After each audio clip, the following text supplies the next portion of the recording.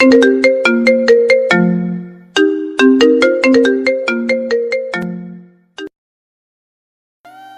Whistle দিয়েছে 2 minute হলো। আমি শাড়ির কুচি ধরে মার দৌড় দিয়েছি ট্রেনে ওঠার জন্য। বাম হাতে শাড়ির কুচি ধরে ডান হাতে আইসক্রিম নিয়ে দৌড়াচ্ছি। আইসক্রিমটা যদি আমার হাত থেকে ফেলে দেই তাহলে সামনের বগিটার রড ধরে উঠে যেতে পারবো, কিন্তু না, আমি তো ফেলবো না, আমি পুরোটা খাবো তারপর উঠবো। এদিকে ট্রেনের গতি ধীরে ধীরে বৃদ্ধি পাচ্ছে। আমি জোরে জোরে দৌড়াচ্ছি, কিন্তু এখনো আইসক্রিমটা ফেলিনি। আমি দৌড়াচ্ছি, তার ঠিক 3টে বগির পর মা আর দাদি দরজার সামনে দাঁড়িয়ে আছে। মা আর দাদি হাতে থাকা আইসক্রিমটা ফেলে দিয়ে সামনের দিকে উঠে যেতে বলছে। এই মুহূর্তে আমি কি করব ভেবে পাচ্ছি না। ট্রেন দ্রুত এগিয়ে যাচ্ছে। লাস্টে আমি আইসক্রিমটা মুখের মধ্যে পুরে নিয়ে হাতটা সামনের দিকে বাড়িয়ে দিলাম। এখন আমার মনে হচ্ছে ডিডিএলজের মতো কেউ ট্রেন থেকে হাত বাড়িয়ে সিমরানকে তুলবে। ঠিক সেরকম ভাবেই কেউ একজন দরজার সামনে থেকে হাতটা আমার দিকে বাড়িয়ে দিল। আমিও খুশি হয়ে নিজে হাতটা বাড়িয়ে দিয়ে ও ব্রেক কষলাম হাতটা, কারণ সামনে হাত বাড়ানো ব্যক্তিটা কোনো রাজ নয়, বরং 65 বছরের পাকা চুলযুক্ত বুড়ো দাদু। এবার আমার রাগে দুঃখে চোখে জল ভরে এলো। ভাবতে থাকি, তাহলে কি আজ আমার যাওয়া হবে না? সবাই আমাকে রেখে চলে যাবে? জোরে দৌড়ানোর পর সামনে দেখি আর একজন হাত বাড়িয়ে দিচ্ছে। এবার আমি মনস্থির করলাম, যারই হাত হোক ধরে আমি ট্রেনে উঠে যাব। যেই ভাবা সেই কাজ। আমিও হাতের উপর হাত দিতেই সে আমার হাতটা ধরে টান মেরে ট্রেনে তুলে নিল। ভয়ে আমার এখনো হাত পা থরথর করে কাঁপছে। আমি এখনো তার বুকের সাথে লেপ্টে আছি, কিন্তু বুঝতে পারলাম এটা কোনো বুড়ো নয়, বরং কোনো সুদর্শন যুবক। তার কারণ তার শার্টের হাতা ফোল্ড করা, লোমযুক্ত ফর্সা ধবধবে হাত, হাতে সুন্দর একটা ওয়াচ, শরীর থেকে একটা দারুণ সুগন্ধ ভেসে আসছে। আমি মনে মনে খুশি হয়ে ভাবতে থাকলাম, তাহলে কি আমিও সিমরানের মতো আজ রাজকে পেয়ে গেলাম? মাথা তুলে লোকটির দিকে তাকাতে যাব, তার আগেই কেউ আমার কান ধরে পেছনের দিকে ঘুরিয়ে নিল। পেছনে তাকিয়ে দেখি মা রাগে দৃষ্টিতে আমার দিকে তাকিয়ে আছে আর বলছে, তোকে বলেছিলাম না যে তুই ট্রেন থেকে নামবি না, কেন নেমেছিলি বল? আমি ব্যথায় কুকড়ে উঠে মাকে বললাম, সরি মা, আর হবে না, এবারের মতো ছেড়ে দাও, কানে খুব ব্যথা করছে। তখনই দাদি এসে মায়ের কাছ থেকে আমাকে বাঁচান। তারপর বলে, চল সিটে গিয়ে বসবি। দাদি আমাকে সেখান থেকে টেনে নিয়ে অন্য কামরায় চলে গেল। আমি আর পেছনের দিকে তাকিয়ে ছেলেটিকে আর দেখতে পেলাম না। এক রাশ আফসোস দিয়ে চলে এলাম নিজেদের সিটে। বসার পর সবাই মিলে একবার বকা দিয়ে দিল আমায়। তারপর আমি গিয়ে জানালার ধারের দিকে বসে পড়লাম। আজ আমরা সপরিবারে দীঘার সমুদ্র সৈকত ঘুরতে যাচ্ছি। বাবা, মা, আমি, দিদি, জিজু আর তাদের 2 বছরের পিচ্চি ছেলে জয়। আমি রুহানিকা সেনগুপ্ত, বাবা মার ছোট মেয়ে, অনার্স 2য় বর্ষের ছাত্রী। আমারই বায়নায় আজ সবাই ট্রেনে করে যাচ্ছি। কিন্তু ট্রেনে উঠেছি ট্রেন ছাড়ার 1 ঘন্টা আগে। কিন্তু বিপত্তি ঘটলো আমার জন্য। ট্রেনে উঠে 15 মিনিট বসে থাকার পর আমার বসে থাকতে ভালো লাগছিল না, তাই কোনোভাবে বাবাইকে বুঝিয়ে ট্রেন থেকে নেমে স্টেশনের বাইরে চলে গেলাম আইসক্রিম খেতে। আইসক্রিম কিনে যদি সঙ্গে সঙ্গে ট্রেনে উঠে যেতাম তাহলে এই বিপদের সম্মুখীন হতে হতো না। আমি একটা চকলেট আইসক্রিম কিনে ওখানেই দাঁড়িয়ে খেয়ে আবার একটা খেতে লাগলাম। এমন করতে করতে 5টা আইসক্রিম খাওয়ার পর ট্রেনের হুইসেল শুনে লাস্টের আইসক্রিমটা হাতে নিয়ে দৌড় দিলাম ট্রেনের জন্য। আমার সাদা শাড়িটায় একটু চকলেটের দাগ লেগে গেল। তারপর কি হলো আপনারা সবাই জানেনই।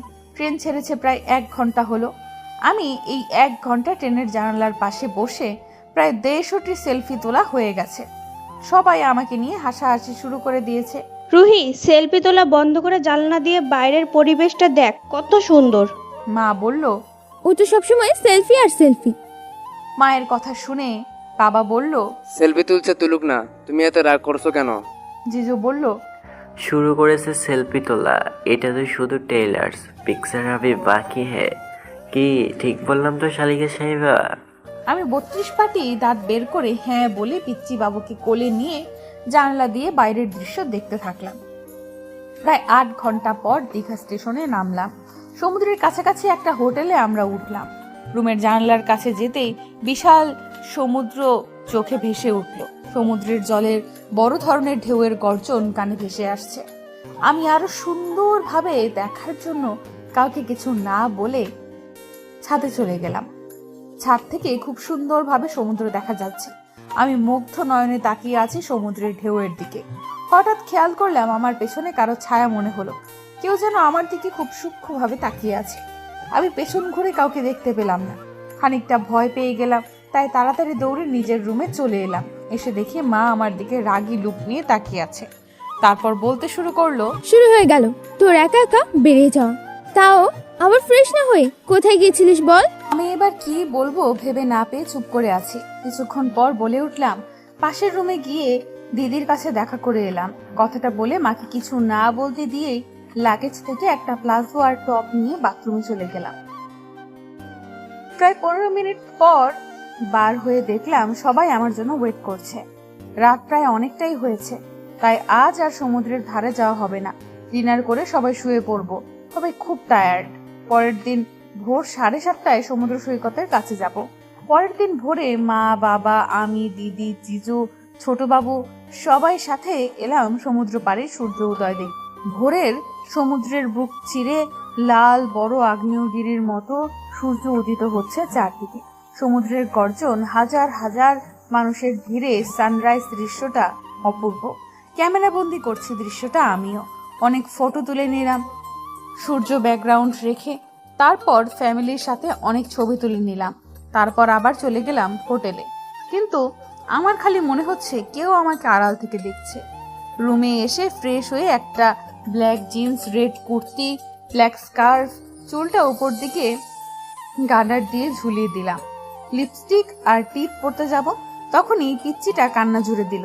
তাই দিদি বলল তাকে নিয়ে একটু বাইরে ঘুরে আসার জন্য। আমি আর কি না সেজেই বাবুকে কোলে নিয়ে বাইরে বেরিয়ে গেলাম। রাস্তা দিয়ে হেঁটে চলেছি, উদ্দেশ্য সমুদ্রের পাড়ে যাব। কিন্তু হঠাৎ কেউ আমার সামনে এসে দাঁড়িয়ে গেল। মাথা তুলে সামনে থাকা ব্যক্তিটির দিকে তাকিয়ে বড়সড় একটা ক্রাশ খেলাম। সুঠাম দেহের সুদর্শন পুরুষ, ধবধবে গায়ের রং, হালকা চাপ দাড়ি, হালকা পিঙ্ক ঠোঁট, পরনে black jeans, black shirt, black কালারটা এত সুন্দর গায়ে ফুটেছে যেন তার জন্যই বানানো হয়েছে। আমি ড্যাব ড্যাব করে তার দিকে তাকিয়ে আছি। হঠাৎ তার কথায় আমার ঘোর কাটলো। লোকটা বলতে শুরু করলো, টিপ পরনি কেন? আমি কিছু না বুঝে তার দিকে জিজ্ঞাসু দৃষ্টিতে তাকিয়ে আছি। সে আবার বলল, এই মেয়ে, টিপ পরনি কেন? আমি আমার কপালে হাত দিয়ে দেখলাম সত্যিই টিপ পরতে ভুলে গেছি। আমি সব সময় কপালে কালো টিপ পরি, কিন্তু আজকে এর কান্নার জন্য তাড়াতাড়ি বেরিয়ে আসতে হয়েছে, তাই ভুলে গেছি। কিন্তু তাই বলে আমি তাকে কেন বলবো আমি টিপ পরিনি কেন? আমার নীরবতা দেখে ছেলেটি আবার বলল, এই স্টুপিড গার্ল, কানে শুনতে পাওনি কি জিজ্ঞাসা করছি? এবার আমার মাথা গরম হয়ে গেল। কি ভেবেছে, কি যা বলবে আমি তাই উত্তর দেব? আমি টিপ পরিনি কেন তাকে কেন বলবো? আমি এবার কোমরের ডান হাত দিয়ে একটু চেঁচিয়ে বললাম, আমার কপালে টিপ আমি পরবো কি পরবো না আপনাকে কেন বলতে যাব? আর আপনি আমাকে এত ধমক দিচ্ছেন কেন? আপনি কোথাকার কে আমাকে ধমক দেওয়ার? হু আর ইউ? আমার কথা বলা শেষ হতে না হতেই সামনে থাকা লোকটি মুখ লাল হয়ে গেল। লোকটার ফর্সা গাল লাল হয়ে যাওয়ায় আমি কিছুটা ভয় পেয়ে গেলাম। লোকটা আমার ডান হাত ধরে সামনে একটা ছোট দোকানে টেনে নিয়ে গিয়ে ওখান থেকে একটা কালো টিপের পাতা নিয়ে আমার কপালে মাছ বরাবর পরিয়ে দিয়ে দোকানে 100 টাকা দিয়ে হনহন করে বেরিয়ে গেল। আমি বেকুবের মতো এখনো দাঁড়িয়ে আছি। কি হলো সব? আমার মাথার উপর দিয়ে চলে গেল। আর আমার কোলে ছোট্ট বাবুটা হাতে সেই টিপের পাতা নিয়ে খিলখিল করে হাসছে আর খেলছে। লজে ফিরে এসে ব্রেকফাস্ট করে সবাই রেডি হচ্ছি সমুদ্র স্নান করতে যাওয়ার জন্য। একটু আগের ঘটনাটা মাথা থেকে বার দিয়ে যাচ্ছে। এখন আমি খুব খুশিতে আছি। সমুদ্রের জলে নামবো। আর হ্যাঁ, দোকান থেকে বাকি 95 টাকা ফিরিয়ে নিয়েছিলাম। সে নেয়নি তো কি হয়েছে, আমি নিয়ে চলে এসেছি। পরে আইসক্রিম চকলেট খাবো। সবাই মিলে চলে এলাম সমুদ্রের ধারে। মা, আমি, দিদি, জিজু সবাই সমুদ্রের জলে নেমে পড়েছি। পায়ের নিচে থেকে বালি সরে যাচ্ছে, যেন মনে হচ্ছে বালির সাথে আমিও ভেসে চলে যাচ্ছি। সমুদ্র জলে নেমে অনেক ফটো তুললাম। জিজু ক্যামেরা নিয়ে আমার অনেক সিঙ্গেল ছবি তুলে দিল। আমিও দিদি আর জিজু কাপল পিক তুলে দিলাম। তারপর আবার ফ্যামিলি পিকের এরকম করে অনেক পিক তুললাম। বাবা পিচ্চিকে নিয়ে দাঁড়িয়ে আছে, সমুদ্রে নামিনি। আমি গিয়ে ফোন আর ক্যামেরা বাবার হাতে ধরিয়ে দিয়ে এসে জলে বল নিয়ে সবাই খেলা করছি আর জল ছড়াছড়ি করছি। সমুদ্রের ঢেউ আসছে পড়ছে গায়ে, দারুণ মুহূর্ত। আমি খিলখিল করে হাসছি, সমুদ্রের ঢেউয়ের সাথে তাল মিলিয়ে জল নিয়ে খেলা করছি। ঢেউয়ের সাথে খেলতে খেলতে বুঝতে পারিনি যে আমার ফ্যামিলি থেকে অনেক দূরে চলে এসেছি। চারিপাশে তাকিয়ে দেখলাম নিজেদের কাউকে দেখতে পাচ্ছি না। হাজার হাজার মানুষের ভিড়ে জলে কোথায় আমি হারিয়ে গেছি। চারদিকে চোখ বুলিয়ে দেখলাম অনেকটা দূরে আমার ফ্যামিলি। আমি খুশি হয়ে তাদের দিকে এগিয়ে যাব, কিন্তু তার আগে কয়েকটা বখাটে ছেলে আমাকে ঘিরে ধরলো। আমি পাশ কাটিয়ে যেতে চাইলেও আমার সামনে এসে দাঁড়ায়। তাদের মধ্যে একটা ছেলে বলতে লাগলো, কি মামুনি একাই স্নান করবে? একাই সমুদ্রে জল নিয়ে খেলা করবে? আমাদের সাথে আসো, আমরা তোমার সাথে একটু জল নিয়ে খেলা করি। আমি এবার একটু রাগী গলায় বললাম, কি অসভ্যতামি হচ্ছে, আমার পথ ছাড়ুন, আমাকে যেতে দিন। কথাটা বলে পাশ কাটিয়ে আসতে যাব, তার মধ্যে একটা ছেলে আমার হাত ধরে টান দিয়ে বলে, চলে যাচ্ছ কেন মামুনি? আসো, আমাদের সাথে একটু ফান করে যাও। হাত ধরায় আমার রাগ আরো দ্বিগুণ বেড়ে গেল। আমি চিৎকার করে বলতে লাগলাম, হাত ছাড় বলছি, না হলে কিন্তু খুব খারাপ হয়ে যাবে। আমার কথা শুনে তারা সবাই অট্টহাসিতে ফেটে পড়লো, যেন আমি তাদের জোক শোনালাম। ছেলেটা আমার হাতটা আরো শক্ত করে ধরে বলতে লাগলো, তা কি করবে মামুনি? চিৎকার, কিন্তু আফসোস তোমার চিৎকার এখানে কেউ শুনতে পারবে না। কারণ তো একটাই, ঢেউয়ের গর্জনের আওয়াজ তোমার কথা কারো কানে যাবে না।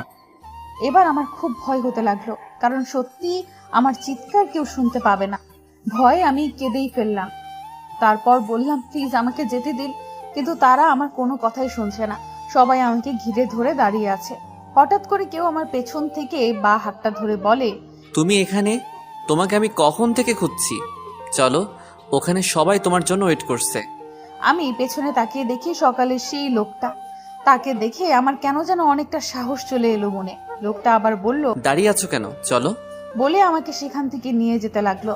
আমি পেছন ঘুরে দেখছি ছেলেগুলো অন্যদিকে চলে যাচ্ছিল।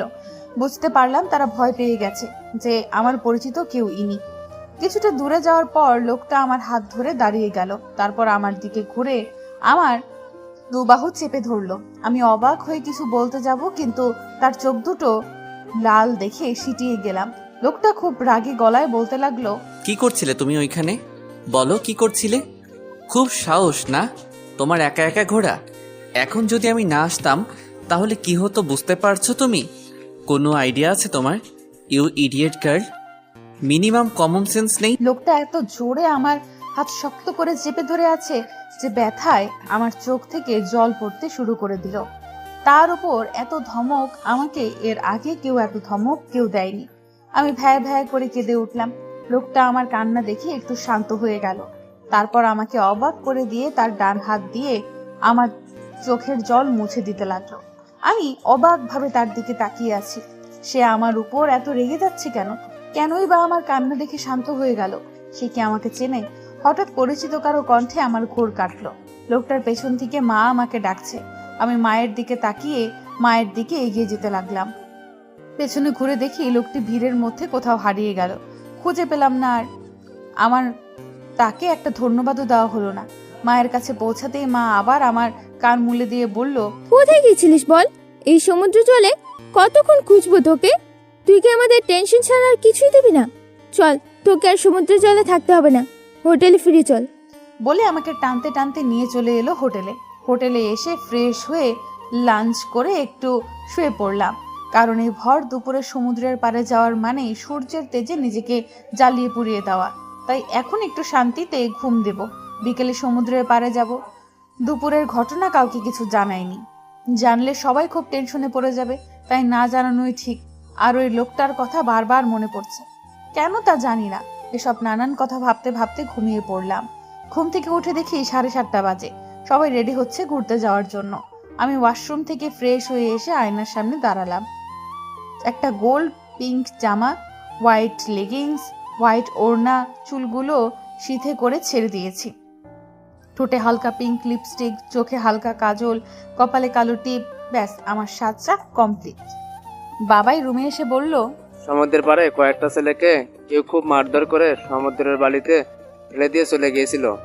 স্থানীয় লোকজন তাদের হসপিটালে ভর্তি করেছে, অবস্থা খুব খারাপ। টিভিটা চালাও, নিউজে দেখাচ্ছে। বাবাইয়ের কথা মতো টিভিটা অন করলাম। নিউজে ছেলেগুলোকে দেখে আমার চোখ দুটো বড় হয়ে গেল, কারণ যে ছেলেগুলোকে দেখানো হচ্ছে তারা সকলেই আমাকে ডিস্টার্ব করছিল। ছেলেগুলো এইরকম অবস্থা দেখে আমি খুব খুশি হলাম। যাক, তাহলে আবার লুচ্চাপনা করতে গিয়ে মার খেয়েছে, ঠিক হয়েছে। চলে এলাম সমুদ্র সৈকতের পাশে। এই সন্ধ্যার দৃশ্যটা অপরূপ সুন্দর লাগছে। সমুদ্রের জলে ভেসে থাকা বড় বড় ঢেউয়ের উত্তালে সাদা ফেনা, ঝাউবনে রাশি রাশি জোনাকির আলো খেলা। সমুদ্রের জলের মাঝেও কত জোনাকি উড়ে বেড়াচ্ছে। ঢেউয়ের গর্জন, ঝড়ো বাতাসের উত্তাল, বাতাসে আমার চুল বারবার মুখে মারি খাচ্ছে। আমি বিরক্তি নিয়ে মুখ থেকে চুলগুলো সরাচ্ছি আর চারদিকের দৃশ্য দু চোখ ভরে দেখছি। দৌড়ে জিজুর কাছে চলে গেলাম ক্যামেরা নিয়ে ফটো তোলার জন্য। শুরু করে দিলাম আমার ফটো সেশন। সবাই মিলে অনেক ফটো তুললাম। পিচ্চি বাবুটা কান্না করছে, বারবার খেলনার দিকে হাত বাড়াচ্ছে। ব্যাপারটা সবাই আঁচ করতে পেরে মা, বাবাই, দিদি চলে গেল খেলনা কিনতে। জিজু আমার ফটো তুলে দিচ্ছে আর সাথে সাথে চারদিকের দৃশ্য ক্যাপচার করছে। হঠাৎ দমকা ঝড়ো হাওয়ায় আমার ওড়নাটা আমার গলা থেকে উড়ে দূরে গিয়ে কারো মুখে পড়লো। আমি ওড়নার পেছনে পেছনে দৌড়াতে একটু হাঁপিয়ে গিয়ে তার সামনে দাঁড়িয়ে হাঁটুতে দু হাত নিয়ে একটু শ্বাস নিয়ে বললাম, সরি, হাওয়ায় উড়ে এসেছে, বলে উঠে দাঁড়ালাম। লোকটা মুখ থেকে ওড়নাটা নামাতেই আমার দু চোখ বড় বড় হয়ে গেল। আকাশে গোল বড় চাঁদের আলোতে লোকটার মুখটা অস্পষ্ট, তবুও আমি তাকে বুঝতে পারলাম যে এটি সকালের সেই লোকটা। লোকটিকে দেখে আমি একটু খুশি হলাম, আবার একটু রাগ হলাম। খুশি হলাম কারণ সকালের ঘটনার জন্য তাকে ধন্যবাদ জানানো হয়নি, আর রাগ হচ্ছে সে আমাকে ধমক দিয়েছে আর আমাকে সরি বলেনি সেই জন্য। লোকটা মুখ থেকে ওড়নাটা নামিয়ে আমার উদ্দেশ্যে বলল, এই স্টুপিড গার্ল, তুমি কি নিজের জিনিস কখনো নিজের কাছে ভালোভাবে রাখতে পারো না? সব সময় এরকম উদ্ঘট হয়ে ঘুরে বেড়াও। সামান্য ওড়না নিজের কাছে রাখতে পারোনি, কেয়ারলেস গার্ল। এবার লোকটির কথায় আমার রাগ হলো। কি ভেবেছে কি সে তাকে যা ইচ্ছে তাই বলে যাবে? সকাল থেকে এখনো পর্যন্ত ধমকের উপর ধমক দিয়ে যাচ্ছে। না রুহি, এসব মানা যাবে না, তোকে এর উত্তর দিতেই হবে। আমি দুহাত কোমরে দিয়ে রাগী গলায় বললাম, এই আপনার সমস্যাটা কি বলুন তো? যখনই আমার সাথে আপনার দেখা হয় তখনই আপনি আমাকে ধমক দিচ্ছেন কেন? আমাকে আজ পর্যন্ত এত ধমক কেউ দেয়নি, আর সে জায়গায় আপনি একদিনে আমাকে তিনবার ধমক দিলেন। আর একবার যদি আপনি আমাকে ধমক দেন না, তাহলে আমি আপনাকে সমুদ্রের জলে ডুবিয়ে মারবো, বলে দিলাম। কথাগুলো এক নিঃশ্বাসে বলে গেলাম। লোকটিকে দেখলাম, সে ছোট ছোট চোখ করে আমার দিকে তাকিয়ে আছে। কিছুক্ষণ পর শব্দ করে হেসে উঠল। তার আঁকাবাঁকা দাঁতের হাসি দেখে আর এক দফা ক্রাশ খেলাম। তারপর আমি রাগ ভুলে তার দিকে এক দৃষ্টিতে তাকিয়ে রইলাম। লোকটা আমার কাছে এসে আমার গায়ের ওড়নাটা দিয়ে আমার নাক টেনে বলল, রাগ করলে তোমার নাকটা লাল হয়ে যায়। তোমাকে দারুণ লাগে তিলোত্তমা। তিলোত্তমা নামক নামটা শুনে আমি ভড়কে গেলাম। তার মানে সে কি আমাকে অন্য কোনো মেয়ে ভাবছে? এই জন্যই কি সে আমার উপরে কথায় কথায় ধমক দিচ্ছে? আমি লোকটার দিকে আমার তর্জনী আঙ্গুল দেখিয়ে বললাম, এই আপনি কি বললেন? তিলোত্তমা? কে তিলোত্তমা? আমি তিলোত্তমা নই। আমার কথা শুনে সে আবার মুচকি হাসলো। আমি উত্তরের আশায় তাকিয়ে রইলাম। সে ডোন্ট কেয়ার ভাব নিয়ে নিজের পকেট থেকে ফোন বের করে চারদিকের দৃশ্য ক্যাপচার করতে লাগলো। অ্যাপল সেট, দারুণ ক্যামেরা দেখে আমি সব ভুলে সেলফি তোলার জন্য মনটা ব্যাকুল হয়ে উঠলো। তারপর দেখলাম লোকটা নিজে একা একা সেলফি তুলছে, আমি বেকুবের মতো দাঁড়িয়ে আছি। কিছুক্ষণ পর আমার দিকে ফোনের ক্যামেরা ঘুরিয়ে বলল, একদম নড়বে না, এইভাবে দাঁড়িয়ে থাকবে। আমিও তার কথা মতো সেইভাবেই দাঁড়িয়ে থাকলাম। লোকটা ফটফট আমার কয়েকটা ছবি তুলে নিল, আর আমিও সুন্দর সুন্দর পোজ দিয়ে ফটো তুললাম। লোকটা আমার সাথে অনেকগুলো সেলফি তুলে নিয়ে আমাকে ফটোগুলো দেখালো। অসাধারণ ফটোগুলো উঠেছে। তারপর সে ফোনটা নিজের পকেটে পুরে নিয়ে আমাকে বলল, তুমি সত্যি একটা ইডিয়েট গার্ল। লোকটার কথা শুনে আমি ভড়কে গেলাম। রাগ যেন আমার মাথায় চড়ে উঠল। রাগী গলায় বললাম, এই আপনার বলার মানেটা কি? সে আমাকে বলল, তুমি কি আমাকে চেনো? আমি মাথা দুদিকে নাড়ালাম, অর্থাৎ না। সে আবার হেসে বলল, একটা অজানা ছেলের ফোনে তুমি ফটো তুলে নিলে? এবার আমি ভ্যাবাচাকা খেয়ে গেলাম। সত্যি তো, আমি কি করে একটা অজানা ছেলের ফোনে ফটো তুলে নিলাম? এবার আমি একটু ভীত কণ্ঠে বললাম, দেখুন, আমি আবেগের বশে ভুল করে ফেলেছি, আপনি ফটোগুলো প্লিজ ডিলিট করে দিন। সে আমার কথায় হাসির রেখা আরো গাঢ় করে বলল, যে সেটা তো আর পসিবল নয় তিলোত্তমা। আমি এবার চেঁচিয়ে বললাম, এই যে মিস্টার সাইকো, পসিবল নয় কেন? আপনাকে ডিলিট করতেই হবে। আর কে তিলোত্তমা? আমি আপনার তিলোত্তমা নই। কথাগুলো বলছি, পেছন থেকে জিজুর গলার স্বর পেলাম। পেছন দিকে তাকিয়ে দেখলাম জিজু আমার দিকে এগিয়ে আসছে। জিজুর থেকে চোখ সরিয়ে সামনের দিকে তাকাতেই দেখলাম লোকটা আমার সামনে আর নেই, ভিড়ের মধ্যে কোথায় হারিয়ে গেল। কলকাতায় ফিরে এসেছে রুহি আজ 1 সপ্তাহ হলো। 1 সপ্তাহে রুহি দীঘায় তার সাথে ঘটে যাওয়া ঘটনাটি বেনামূল ভুলে গেছে।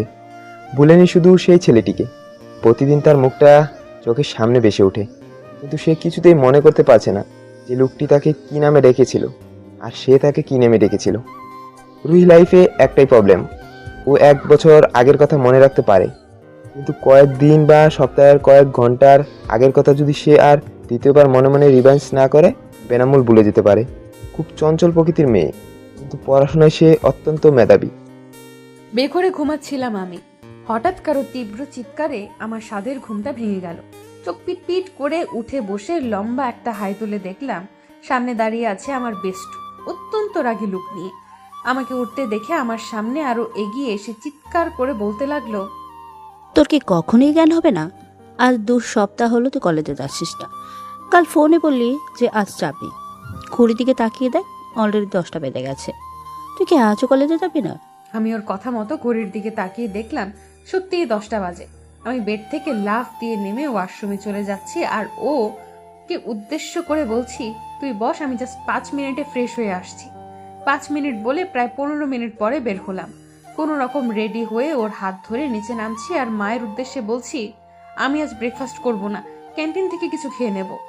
ওকে নিয়ে চলে এলাম বাড়ির বাইরে, তারপর স্কুটিতে করে কলেজে চলে গেলাম। কলেজে এসে একটা ক্লাস করার পর ক্যান্টিনে বসে আছি আমি আর লাবণ্য, মানে আমার বেস্ট ফ্রেন্ড।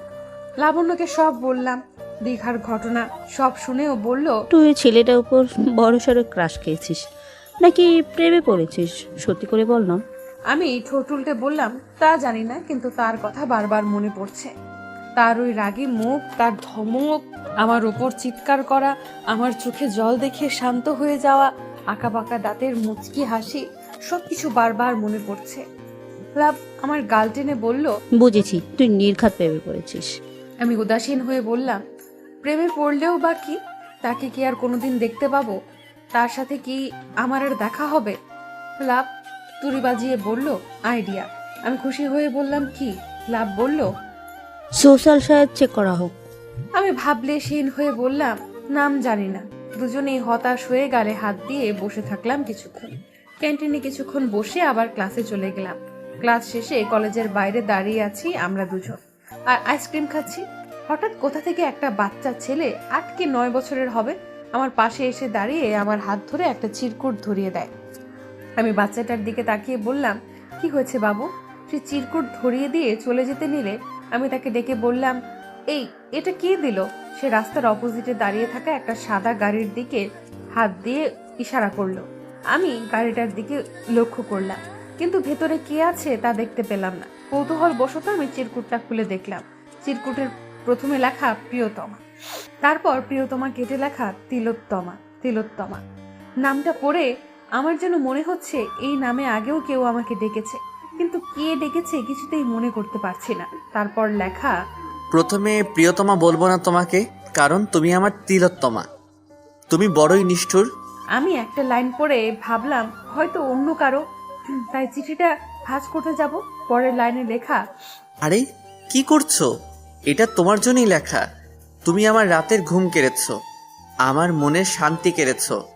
না আমাকে ঠিক মতো খেতে দিচ্ছ, না ঠিক মতো ঘুমাতে দিচ্ছ, না ঠিক মতো কারোর সাথে কথা বলতে দিচ্ছ। দিন রাত শুধু তোমার মুখটা চোখের সামনে ভেসে উঠছে। কেমন করে পারো তুমি এত জাদু করতে? জাদু করনি।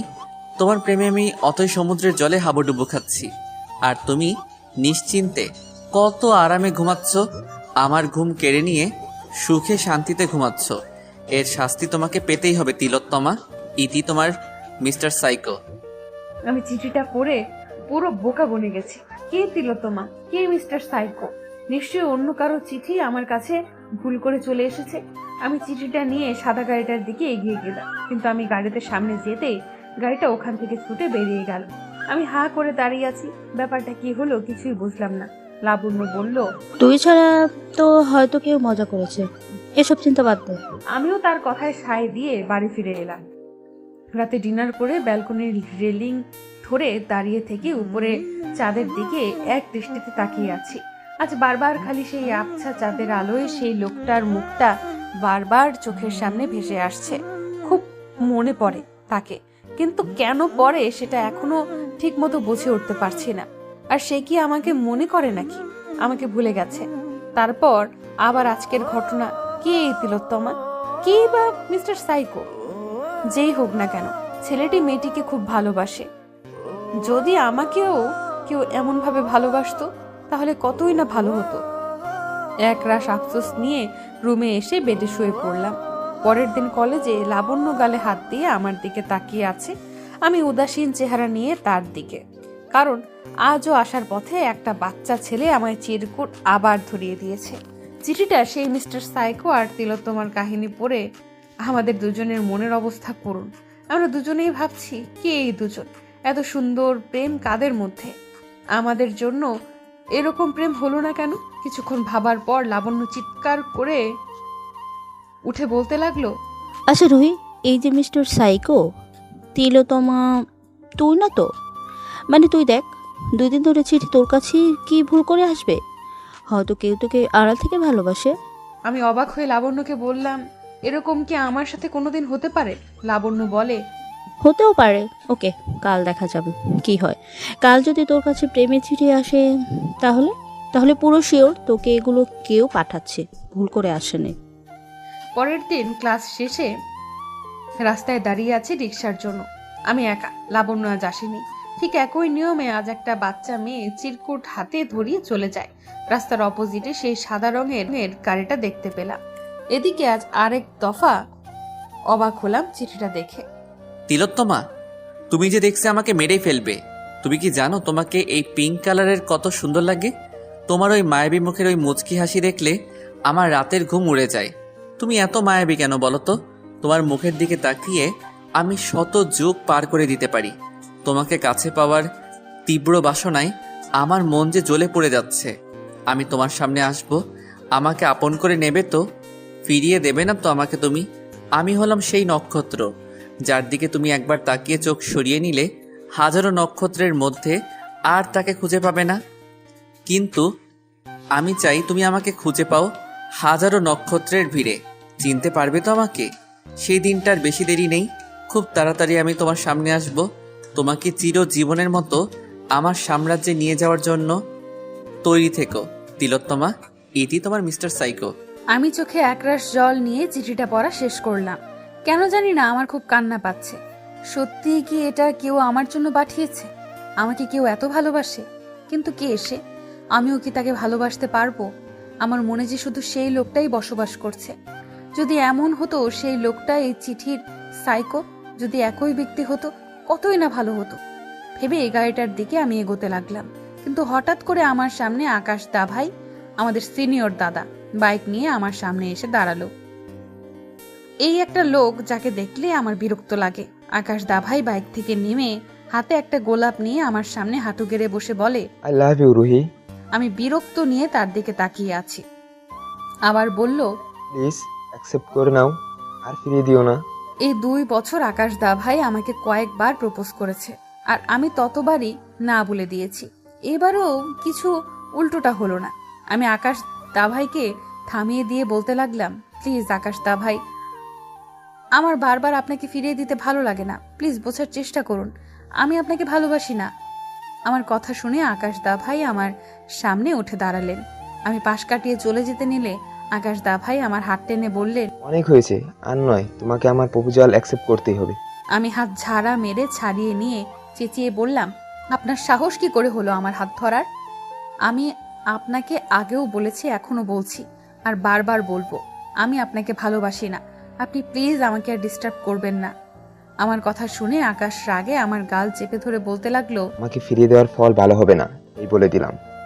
বলে আমাকে ছেড়ে বাইক নিয়ে স্পিডে বেরিয়ে গেলেন। আমার চোখ দিয়ে এখনো অনবরত জল গড়িয়ে পড়ছে। চোখের জল মুছে সামনে সাদা গাড়িটার দিকে এগিয়ে যেতে লাগলাম, কিন্তু আজও একই হাল হলো। গাড়িটা খুব স্পিডে আকাশ দা ভাইয়ের পেছনে ছুটলো। আজও আমি হতাশ হয়ে বাড়ি ফিরলাম। ড্রয়িং রুমের সোফায় পা তুলে টিভিতে গোপাল ভাঁড় চালিয়ে দেখছি। মনটা খুব খারাপ, আর আমার ঘড়িটাও আজ হারিয়ে গেছে। কিছু ভালো লাগছে না, তাই একটু টিভি দেখছি। আর বাবাই সিঙ্গেল সোফায় বসে ল্যাপটপে কিছু কাজ করছে।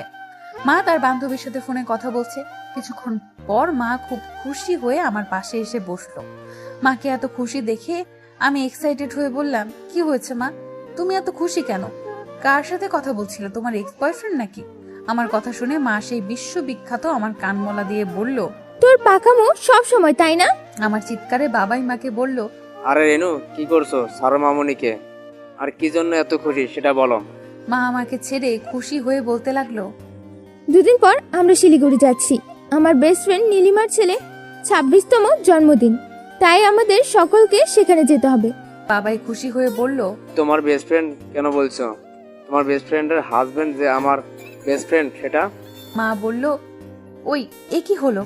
আচ্ছা, বাবাই আঙ্কেল আন্টি কাকিমণি কাকিমণির ছেলে রনে দা ভাই 1 বছর আগে আমাদের বাড়ি এসেছিলেন, কিন্তু আঙ্কেল আন্টি ছেলে একবারও আসেননি কেন? মামনি ওনার ছেলের দার্জিলিং এর দিকে ব্যবসা দেখাশোনা করে, তাই কলকাতায় আসতে পারেনি। কলকাতায় রনি সব দিকটা দেখে। অবিনাশদের বিশাল বড় চা বাগান আছে, জানোই তো। তা কি নাম আঙ্কেলের ছেলের? আদিত্য চৌধুরী খুব ভালো ছেলে, পড়াশোনায় অত্যন্ত ভালো স্টুডেন্ট ছিল, দেখতে অপূর্ব, ভালো ফুটবল খেলে, আর ও বিজনেস খুব ভালো করে সামলাচ্ছে। এত ট্যালেন্টেড ছেলে, এত প্রশংসা করো না বাবাই। আমি রুমে চলে যাচ্ছি, প্যাকিং শুরু করে নিচ্ছি, ঠিক আছে? রুমে এসে বেডের উপর থেকে ফোনটা হাতে নিয়ে আমার চোখ কপালে উঠে গেল, কারণ বেস্টুর 69 মিস কল।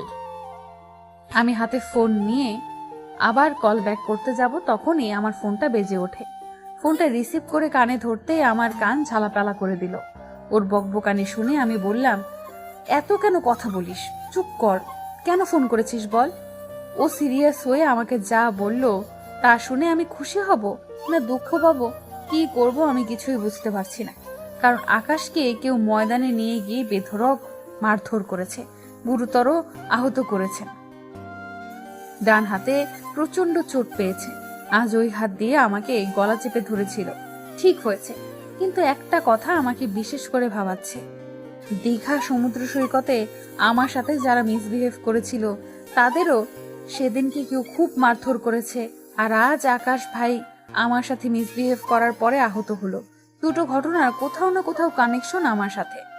আচ্ছা, দীঘায় আমার সাথে ঘটনাটা ঘটার একমাত্র সাক্ষী ছিলেন ওই লোকটা। তারপর ছেলেগুলো খারাপ অবস্থায় পাওয়া যায়। আজও আমাকে আকাশ দা ভাই ঘটনা রাস্তার অপোজিটে সাদা গাড়িতে ভেতরে বসে থাকা মিস্টার সাইকো দেখেছেন। আচ্ছা, যদি ওই রকম হয়, মিস্টার সাইকো আর দীঘার সেই ছেলেটা যদি একই ব্যক্তি হয়, তাহলে কেমন হয় ভেবেই লুঙ্গি ডান্স করার ইচ্ছে হচ্ছে। গাড়ি চলছে আপন গতিতে। আজ আমরা সবাই মিলে শিলিগুড়ি যাচ্ছি। এই 2 দিন আমার ভার্সিটি যাওয়া হয়নি, এই জন্যই কোনো চিরকুটও আসেনি। মনটা একটু ভারী হয়ে আছে, কিন্তু আমার তো মনে হচ্ছে উনি যদি মিস্টার সাইকো হন, তাহলে উনি আমাকে নিশ্চয়ই আবার খুঁজে পেয়ে যাবে ভেবেই আমার মনে হাজারো ভালো লাগা দোলা দিচ্ছে। আচ্ছা, যখন উনি আমার সামনে আসবে সেই মুহূর্তটা কেমন হবে? উনি কি আমার সামনে এসে নিজের মনের কথা প্রকাশ করবে? আমি কিভাবে উত্তর দেব? আচ্ছা, সেই লোকটা আর মিস্টার সাইকো আলাদা হয়, তাহলে আমি কি করব? আমি কি মিস্টার সাইকোকে মেনে নিতে পারবো? ফুর, কিছু ভালো লাগছে না, সব কিছু গুলিয়ে যাচ্ছে। এখন আমার মনে একটা গান বাজছে,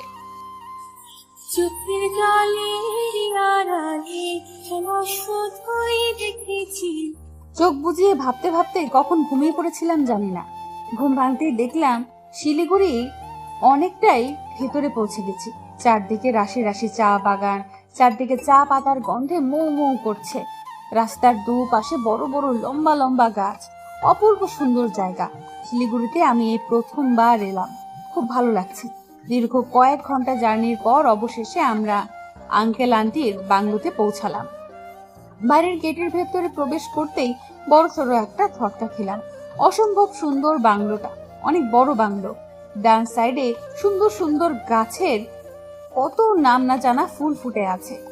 তার কিছুটা দূরে গাড়ি পার্কিং এরিয়া, বাম সাইডে বড় স্টেজ করা, পাশে সুইমিং পুল। আমাকে এমন ভাবে দাঁড়িয়ে থাকতে দেখে মা বলল, রুহি, তুই কি এমন ভাবে দাঁড়িয়ে থাকবি নাকি ভিতরে যাবি? আমি মাথা নাড়িয়ে মায়ের হাত ধরে বাড়ির ভেতরে প্রবেশ করলাম। বাড়ির ভেতরটা আরো সুন্দর। ভেতরটা পুরো সাদা ধবধবে, বড় ড্রয়িং রুম, মাঝখান দিয়ে সিঁড়ি, দুদিকে উঠে যাওয়ার।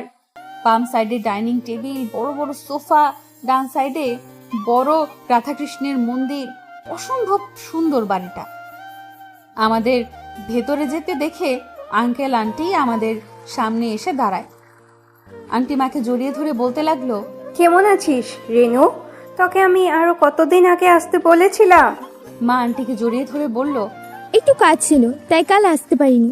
বাবা, ও আঙ্কেলের সাথে কুশল বিনিময় করে নিলে। কেমন আছো রহিমা?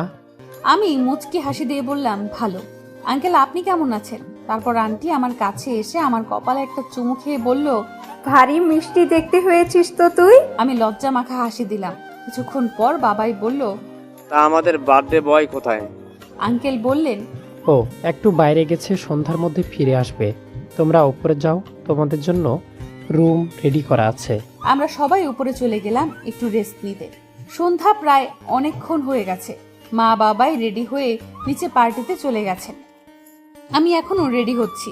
পিঙ্ক কালার গাউন পরেছি, পিঙ্ক লিপস্টিক, চোখে মোটা করে কালো কাজল, কপালে কালো টিপ, স্টোন ইয়াররিং, চুল সিথি করে ছাড়া। নিজেকে দেখেই নিজের উপর ক্রাশ খেয়ে গেলাম। ভালোই লাগছে। রেডি হয়ে তাড়াতাড়ি রুম থেকে বার হচ্ছি নিচে যাওয়ার উদ্দেশ্যে। রুম থেকে বার হয়ে পাশের রুমটা ক্রস করার সময় কারোর সাথে ভীষণ জোরে ধাক্কা খেলাম। মুহূর্তেই চোখ মুখ খিচে বন্ধ করে নিলাম। চিৎকার করে বলতে লাগলাম, হায় আমার নরম কোমল, আজ গেলো রে। প্রায় অনেকটাই সময় হয়ে যাওয়ার পর যখন দেখলাম আমি ব্যথা পাচ্ছি না, তখন চোখ পিটপিট করে খুলে বুঝতে পারলাম কেউ আমার কোমর জড়িয়ে ধরে আছে। চোখ তুলে সামনে থাকা ব্যক্তিটির দিকে দেখে আমার চোখ দুটো বড় বড় হয়ে বেরিয়ে আসার উপক্রম হলো। আমার অজান্তেই বলে ফেললাম, মিস্টার সাইকো। অস্বস্তি নামক জিনিসটা আমার উপর প্রবলভাবে জেগে ধরেছে। সামনে থাকা ব্যক্তিটি আমাকে একইভাবে ধরে রেখেছে, এক দৃষ্টিতে তাকিয়ে আছে আমার মুখপানে। আমি মিস্টার সাইকো বলাতে তার ফেস রিয়াকশন দেখে আমি কিছুই বুঝতে পারছি না। উনি চোখ ছোট ছোট করে আমার দিকে তাকিয়ে আছেন। এবার আমি একটু গলা ঝাঁকিয়ে বললাম, এই যে মিস্টার সাইকো, আমাকে ছাড়ুন। উনি তাড়াতাড়ি করে আমাকে দাঁড় করিয়ে দিলেন। তো নিশ্চয়ই আমাকে খুঁজতে খুঁজতে এখানে চলে এসেছেন। এতদিন লুকিয়ে আমার থেকে হাত দেখিয়ে আমাকে থামিয়ে দিয়ে বললেন, কে মিস্টার সাইকো? ওনার এরকম কথায় আমি কিছুটা আশ্চর্য হয়ে বললাম, মিস্টার সাইকো মানে আপনি মিস্টার সাইকো। এখন আমার স্পষ্ট মনে পড়ে গেছে যে আপনি আমাকে দীঘায় সেদিন রাতে কি নামে আখ্যায়িত করেছিলেন, আর আপনি আমাকে কলকাতাতেও কলেজের বাইরে প্রতিদিন চিঠি পাঠান। উনি আমার কথা শুনে শব্দ করে হেসে দিয়ে বলেন, আমি তো জানতাম তোমার মাথায় সামান্য গন্ডগোল আছে, কিন্তু এখন দেখছি তোমার পুরো তার কাটা। এই যে যখন তখন যেখানে সেখানে বিপদে পড়ে যাও, তারপর এখন আবার কি সব বলে যাচ্ছ। তুমি সত্যি একটা স্টুপিড গার্ল। ওনার এরকম কথায় আমি ভোরকে গিয়ে ওনার মুখোমুখি দাঁড়িয়ে আমি বলতে লাগলাম, একদম মিথ্যা কথা বলবেন না। আমি জানি আপনি আমাকে চিনতে পেরেছেন। উনি আমার সামনে আমার দিকে কিছুক্ষণ তাকিয়ে থেকে বললেন, আর ইউ ম্যাড? আমার তো মনে হয় তোমার মাথার তার কাটা। তোমাকে বাইরে ছেড়েছে কে? তোমাকে রাঁচির পাগলা গারদে রেখে আসা ভালো। কি সব বলছো? আমি কখনো কলকাতায় যাইনি।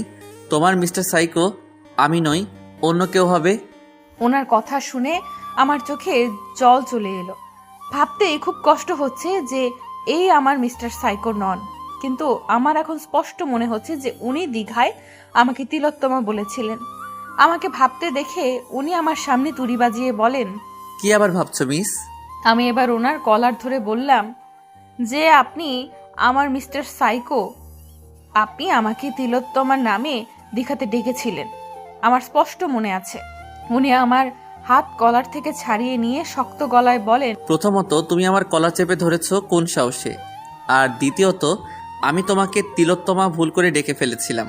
অন্ধকারে আমি তোমাকে অন্য কেউ ভেবেছিলাম, তাই বলে ফেলেছি। ওনার এরকম নির্লিপ্ত জবাবে আমার চোখের জল আর বাদ মারল না।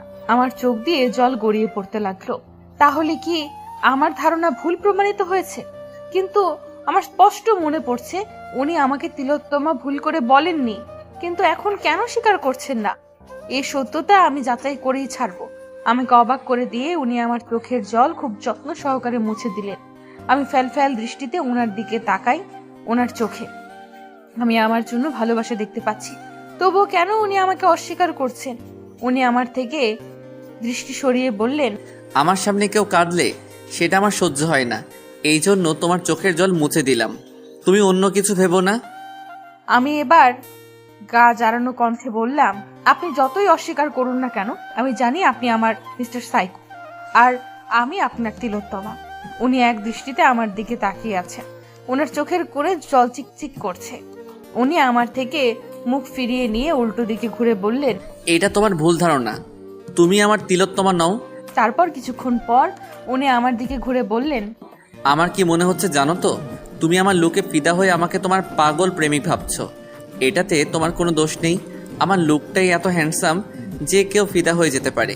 ওনার কথায় আমি ভড়কে গেলাম। ওনার সামনে তেরে গিয়ে দাঁড়িয়ে তর্জনী আঙুল দেখিয়ে বললাম, আপনাকে কে বলেছে আপনি হ্যান্ডসাম? আপনাকে পুরো কালো ম্যাওয়ের মতো দেখতে। উনি ব্রু কুচকে বললেন, কালো ম্যাও মানে? আমি বললাম, কালো বিড়াল চেনেন? কালো বিড়ালের মতো আপনাকে দেখতে। সেই জন্যই তো সব সময় এরকম কালো পোশাক পরে থাকেন। উনি আমার দিকে রাগে দৃষ্টি নিক্ষেপ করে বললেন, হোয়াট? আমাকে কালো বিড়ালের মতো দেখতে? আর তোমাকে তোমাকে তো পুরো পেত্তির মতো দেখতে। আমি কোমরে 2 হাত দিয়ে চেঁচিয়ে উঠে বললাম, একদম মিথ্যা কথা বলবেন না। আমাকে মোটেও পেত্নির মতো দেখতে না, বুঝেছেন? না, বুঝিনি তোমাকে পেত্তির মতো দেখতে। এই বলে দুজনের মধ্যে ঝগড়া শুরু হয়ে গেল। তখনই হঠাৎ নিচে থেকে আঙ্কেল ডাক দিয়ে বললেন, আদিত্য, নিচে এসো, সবাই তোমার জন্য অপেক্ষা করছে। উনি আমার দিকে রাগী দৃষ্টিতে তাকিয়ে সিঁড়ি বেয়ে নিচে নেমে গেলেন। আর আমি এখনো দাঁড়িয়ে আছি। তাহলে ইনি হলেন আদিত্য চৌধুরী। কিন্তু বাবাই বললেন যে উনি কখনো কলকাতায় যায়নি, আর উনিও বললেন উনি কখনো কলকাতায় যায়নি। কিন্তু আমার মনে পড়ছে সমুদ্র ধারে উনি আমাকে তিলোত্তমা নামে আমায় ডেকেছিলেন, আর আমি মিস্টার সাইকো। কিন্তু সত্যিটা আমি জেনে ছাড়বো মিস্টার আদিত্য চৌধুরী। নিচে নেমে মায়ের পাশে গিয়ে দাঁড়ালাম। আর কিছুক্ষণ পর কেক কাটা হবে। আদিত্য ওনার সব ফ্রেন্ডদের সাথে হেসে হেসে কথা বলছে। ব্ল্যাক কালারের শার্টে ওনাকে মারাত্মক সুন্দর লাগছে। আর ওনার সব ফ্রেন্ডগুলো, বিশেষ করে মেয়েগুলো, চিপকে আছে। আমার দেখে খুব হিংসা হচ্ছে। হঠাৎ করে রনি দাদাকে দেখতে পেয়ে আমিও খুশি হয়ে রনি দাদার কাছে এগিয়ে গিয়ে বললাম, কেমন আছো রনি দাদা ভাই? রনি আমার দিকে ঘুরে পা থেকে মাথা পর্যন্ত স্ক্যান করে তারপর আমাকে বলল, আরে তোমাকে তো দেখছি চিনতেই পারছি না, খুব সুন্দর লাগছে তোমাকে। আমিও মুচকি হেসে বললাম, ধন্যবাদ। তারপর আমরা দুজনে কথা বলতে লাগলাম। রনি ভাই খুব মিশুকে, খুব সুন্দরভাবে কথা বলেন। কিছুক্ষণ পর আঙ্কেল অ্যানাউন্স করলেন যে কেক কাটা হবে। আমরা সবাই এগিয়ে গেলাম আদিত্যের কাছে। তারপর কেক কাটা হলো। আদিত্য প্রথম ওনার মা বাবাকে কেক খাওয়ালেন, তারপর কাকিমণিকে, আমার মা বাবাকে। কিন্তু একটা জিনিস লক্ষ্য করলাম, উনি সবাইকে খাইয়ে দিলেও নিজে কিন্তু কারো কাছ থেকে খাচ্ছেন না। তারপর উনি আমাদের সামনে এসে দাঁড়ালেন। রনি দা ভাইকে কেক খাইয়ে অন্য একটা পিস নিয়ে আমার সামনে ধরলেন। আমি থতমত খেয়ে ওনার দিকে তাকিয়ে আছি। উনি কেকটা আমার মুখের সামনে ধরে বললেন, হা করো। আমি ওনার কথা মতো হা করলাম। উনি আমাকে খাইয়ে দিয়ে বাকি অর্ধেকটা নিজে খেয়ে নিলেন।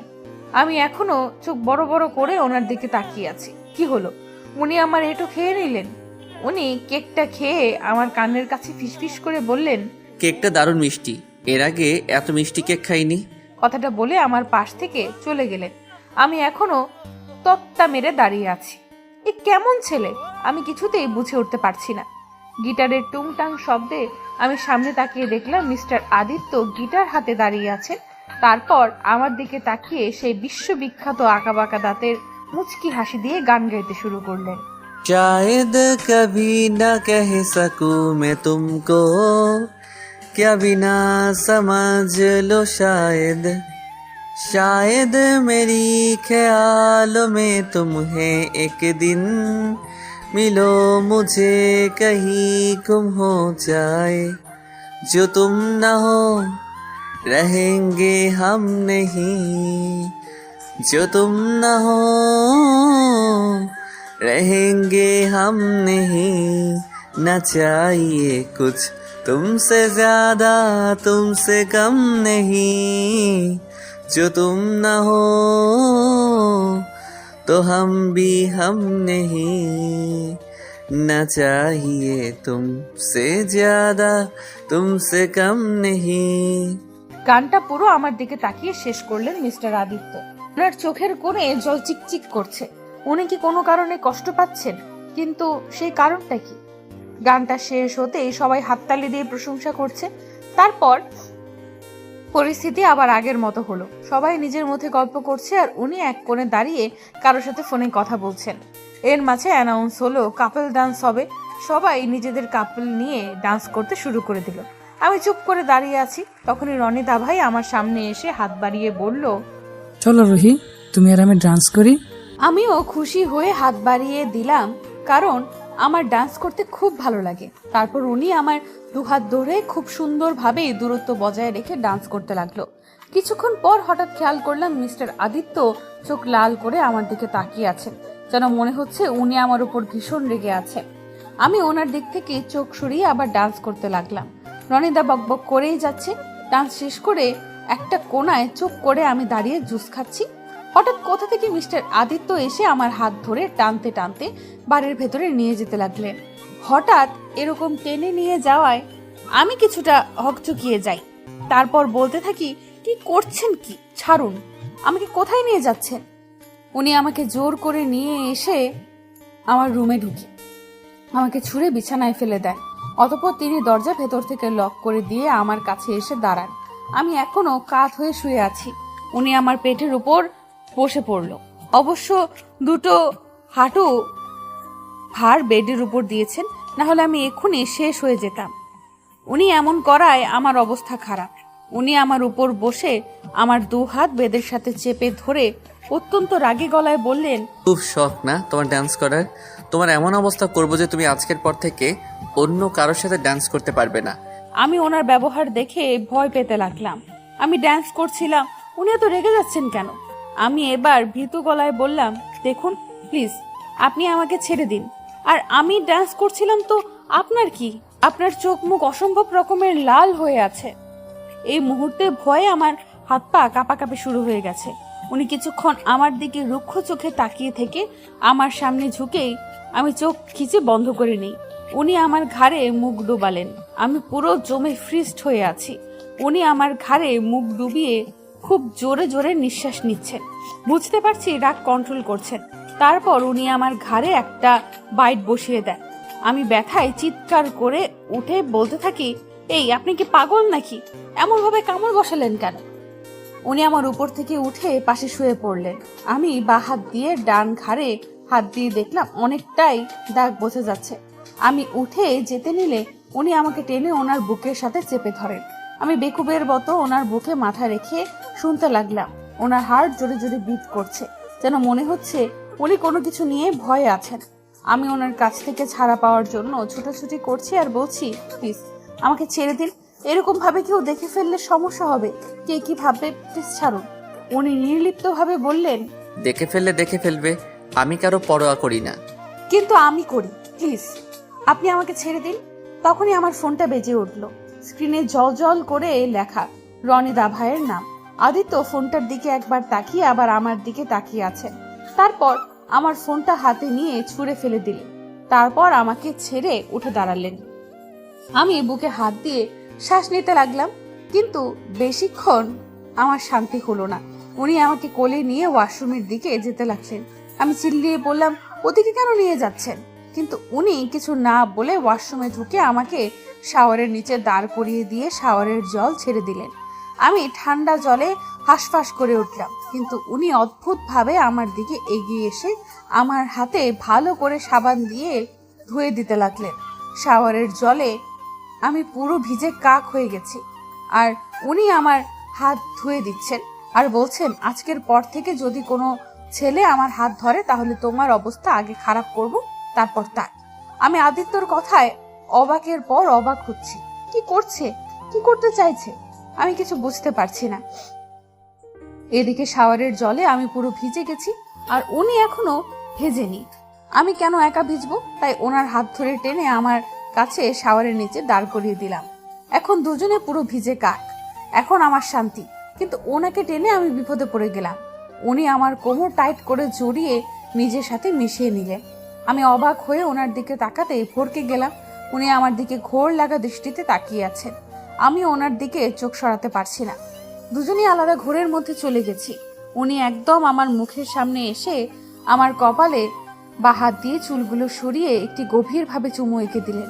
আমি পুরো জমে ফ্রিজড হয়ে আছি। তারপর আস্তে আস্তে উনি নিচে হাঁটু গেড়ে বসলেন, আমার পেট জড়িয়ে ধরে আরো একটা চুমু এঁকে দিলেন। আমার পেটে আমি সঙ্গে সঙ্গে কেঁপে উঠে চোখ বন্ধ করে নিলাম। উনি একইভাবে বসে আছেন। আমি কম্পিত বা হাত দিয়ে ওনার চুলের মুঠি ধরে কাঁপাকাঁপি গলায় বললাম, প্লিজ আদিত্য। উনি তৎক্ষণাৎ আমাকে ছেড়ে উঠে দাঁড়িয়ে ওয়াশরুমের বাইরের দিকে চলে যেতে বললেন। সরি। আমি এখন শাওয়ারের নিচে দাঁড়িয়ে আছি। এতক্ষণ যেন একটা আলাদা ঘোরের মধ্যে ছিলাম। মিস্টার আদিত্যর ব্যবহারে আমাকে অনেকটা অবাক করছে। আমাকে অন্য কোনো ছেলের হাত ধরে দেখে রেগে যাওয়ায় আমি এখন স্পষ্ট বুঝতে পারছি উনিই আমার মিস্টার সাইকো। আর আমি খুব তাড়াতাড়ি জেনে ছাড়বো যে উনি কেন লুকাচ্ছেন আমার কাছ থেকে। সকালের ফুরফুরে হাওয়ায় আমার ঘুম ভাঙলো। ঘড়ির দিকে তাকিয়ে দেখলাম 8:39।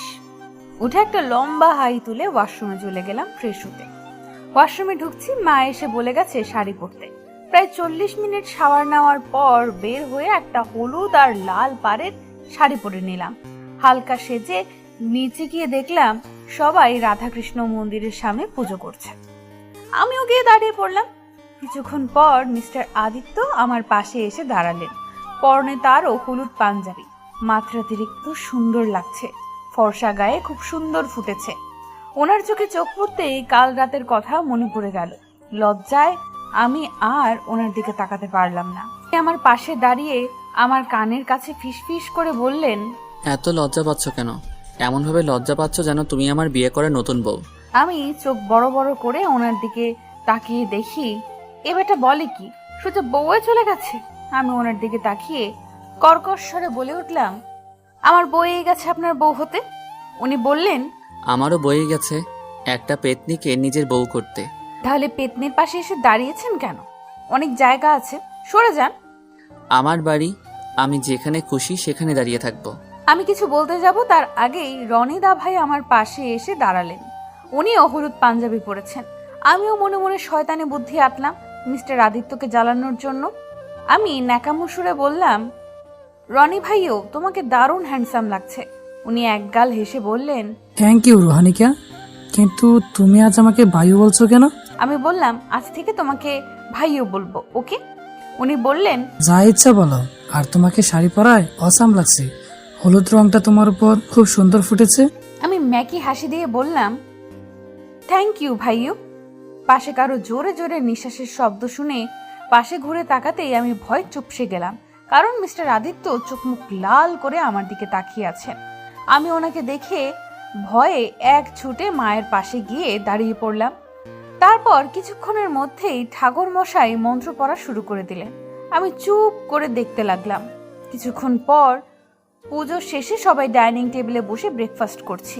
মিস্টার আদিত্য পুজো শেষে কোথায় বেরিয়ে পড়েছেন। আমি তাড়াতাড়ি করছি। ব্রেকফাস্ট করে ওনার রুমে গিয়ে প্রমাণ জোগাড় করব যে উনি মিস্টার সাইকো। যেই ভাবা সেই কাজ। ব্রেকফাস্ট করে তাড়াতাড়ি উপরে চলে এলাম। ওনার রুমে ঢুকতে যাব, তার আগে আমাকে পেছন থেকে কেউ হাত ধরে পেছনে ঘুরিয়ে নেয়। আমি ভয় শুকনো ঢোক গিলছি। হে ভগবান, আদিত্য দেখে ফেললো না তো? এখন আমি শেষ। ভয়ে ভয়ে ঘুরে দেখলাম রনি ভাই। স্বস্তির নিঃশ্বাস ফেললাম। উনি আমাকে বললেন, এখানে কি করছো? আমি জোরপূর্বক হাসি দিয়ে বললাম, এই রুমটা দেখছিলাম। উনি বললেন, খবরদার, নয়, এই রুমে পাওয়া যাবে না। না, তাহলে কিন্তু বিপদ হবে। আমি শুনে অবাক হলাম। রুমে ঢুকলে এমন কি হবে? কেন ভাইও কি এমন আছে যে ভেতরে ঢোকা যাবে না। উনি বললেন, আদি ওর রুমে কাউকে অ্যালাউ করে না। কিন্তু উনি তো এখন নেই, এই সুযোগে আমি একবার দেখে আসি। কিন্তু আদি যদি জানতে পারে খুব সর্বনাশ হবে। আরে চিল, আমি আছি, কিচ্ছু হবে না। যা ইচ্ছা করো। বলে উনি চলে গেলেন।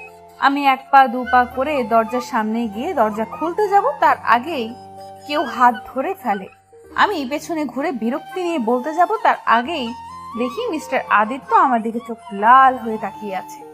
এখন ওনাকে দেখে আমি ভয়ে শুকনো ঢোক গিললাম। উনি শক্ত গলায় বললেন, এখানে কি করছো? আমি ভয়ে শুকনো ঢোক গিলে মাথা দুদিকে নাড়িয়ে বললাম, কিছু না। কিছু না তো আমার রুমের সামনে কি করছো? বললাম তো কিছু না, এমনি। উনি আমার দিকে কিছুক্ষণ সন্দেহের দৃষ্টিতে তাকিয়ে থেকে বললেন, শাড়ি চেঞ্জ করে এসো, আর হলুদ কালার শাড়ি আর পরবে না, তোমাকে পুরো পেতনির মতো লাগে। আমি কোমরে 2 হাত দিয়ে বললাম, আমি চেঞ্জ করব না। আর আমি কি কালার পরবো না পরবো আপনাকে বলতে হবে না, বুঝেছেন? উনি আমার হাত চেপে ধরে বললেন, চেঞ্জ করে আসতে বলেছি, চেঞ্জ করে আসো। আমি জেদ দেখিয়ে বললাম, আমি চেঞ্জ করব না। উনি আমার দিকে কিছুক্ষণ শক্ত চোখে তাকিয়ে থেকে আমার শাড়ির আঁচলে খুঁট ধরে টান মেরে ছিঁড়ে দিলেন। আমি চোখ বড় বড় করে ওনার দিকে তাকিয়ে আছি। উনি শয়তানি হাসি দিয়ে বললেন, এবার তো চেঞ্জ করতে হবে, আমি যাকে যা বলি তাকে সেটা করিয়ে ছাড়ি। বলে উনি নিজের রুমে ঢুকে দরজা বন্ধ করে দিলেন। আর আমি রাগে দুঃখে 1000টা গালি দিয়ে নিজের রুমে চলে এলাম চেঞ্জ করতে। পিঙ্ক সালোয়ার পরে রেডি হয়ে নিচে নেমে দেখলাম ড্রয়িং রুমে মা, বাবাই, আঙ্কেল, আন্টি, কাকিমণি, রনি ভাইও সবাই এসে বসে। রনি ভাইয়ের বাবা একটা অ্যাক্সিডেন্টে মারা গেছেন 1 বছর আগে।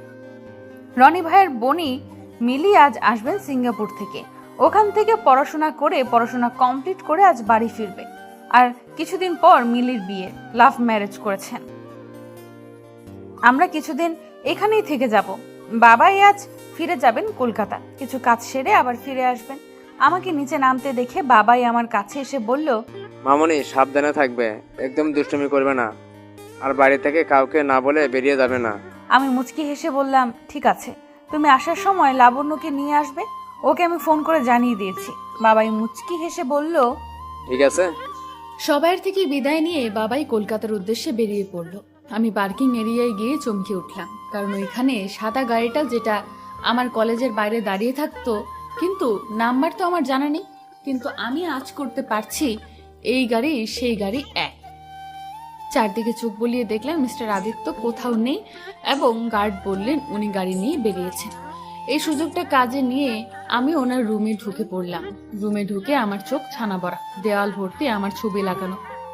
কোনোটায় আমি হাসছি, কোনোটায় মুখ ভেঙচি দিচ্ছি, কোনোটায় মুখ ফুলিয়ে দাঁড়িয়ে আছি।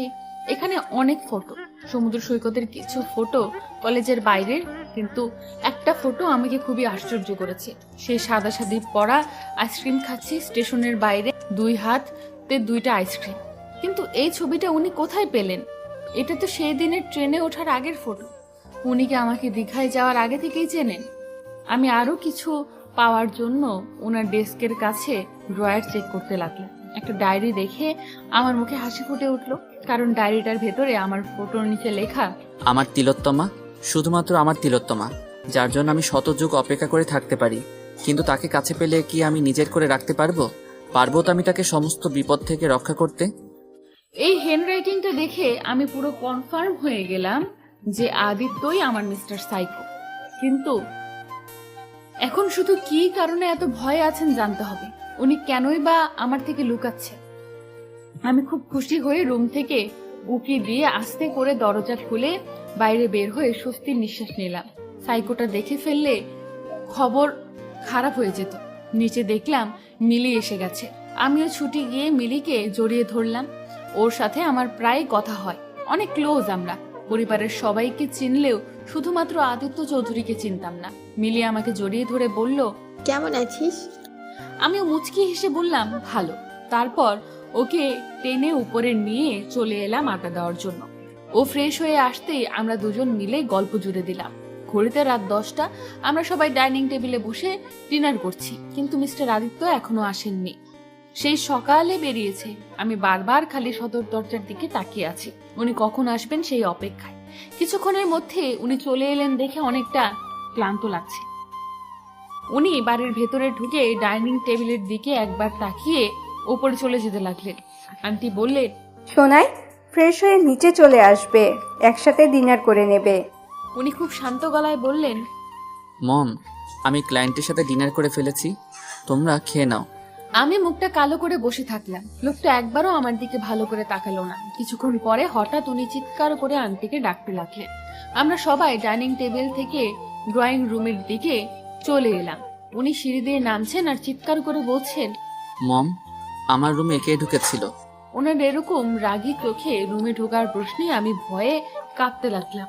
রনি ভাইও আমার দিকে তাকিয়ে আছে। মিস্টার আদিত্য আবার আন্টিকে বলতে থাকে, বলো মম, কার সাহস হয়েছে আমার রুমে ঢোকার?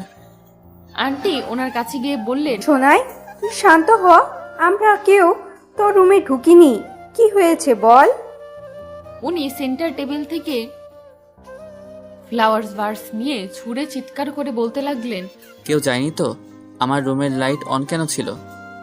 ফ্লাওয়ার ব্রাশটা নিচে কেন পড়ে আছে? এই রে, ব্লেন্ডার হয়ে গেছে, আমি লাইট অফ করতে ভুলে গিয়েছিলাম। উনি আবার বলতে থাকলেন, কে আমার রুমে ঢুকেছিল? সত্যি করে বলো। ওনার চিৎকারে আমি চোখ মুখ খিচে বন্ধ করে চেঁচিয়ে বলে ফেললাম, মেও।